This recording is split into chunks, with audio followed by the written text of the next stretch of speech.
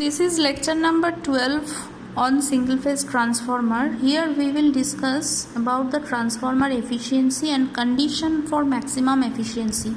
So already we know that for any system the efficiency is calculated as the ratio of output to input.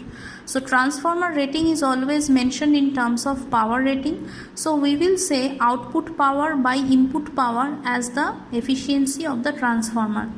Now input power directly is not mentioned anywhere, and it is not possible for us to calculate what is the actual input power given to the transformer. We know the output power. What is that output power?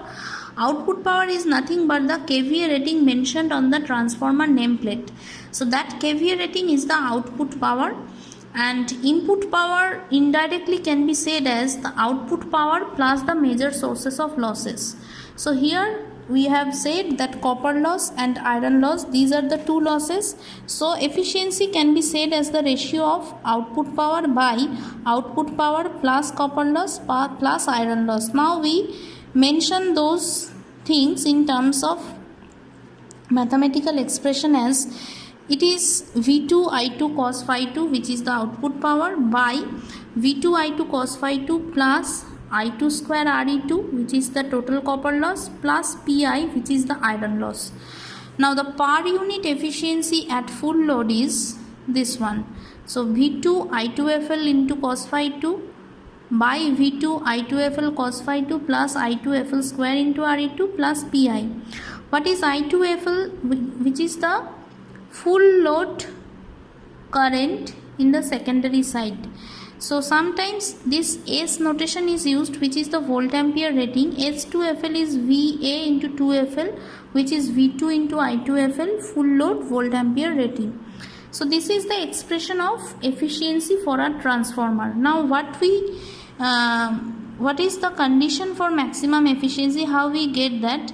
We are again writing the same expression. Now we are adjusting that expression. We are dividing the numerator and denominator by I2, and we are getting, after dividing by I2, V2 cos phi 2 by V2 cos phi 2 plus I2 Re2 plus Pi by I2. Okay, so from this expression we can say this V2 into cos phi 2 can be said as a constant value, and I2 Re2 plus Pi by I2, these two are now dependent on the current value. Now how to get the condition for maximum efficiency? In efficiency should be for maximum efficiency we should calculate this thing, that DDI2 of efficiency should be 0. Why we are choosing DDI2? Because I2 is the only parameter which is variable here and which is dependent on the load. So this one is the condition, and if we perform that DDI2 of efficiency, we already said that since V2 and cos phi 2 are constants for a given load, the efficiency will be a maximum when the denominator should be minimum.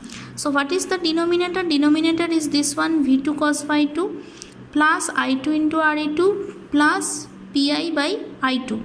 So once we minimize this denominator, then we can assure the maximum efficiency will occur.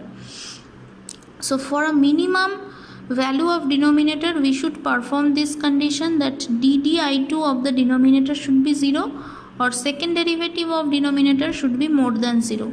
So DDI2 of denominator we are performing in this way, and finally we are getting that for a minimum denominator we should equate with 0, and we are getting I2 square Re2 equals to Pi. So d2 dr by di2 squared should be coming as equals to more than 0.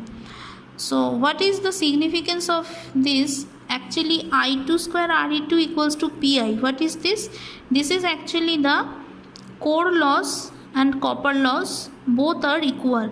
I2 square Re2 is the total copper loss, and Pi, which is the total core loss.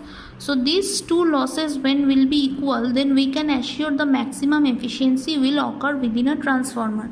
And this is the curve which is efficiency versus load curve.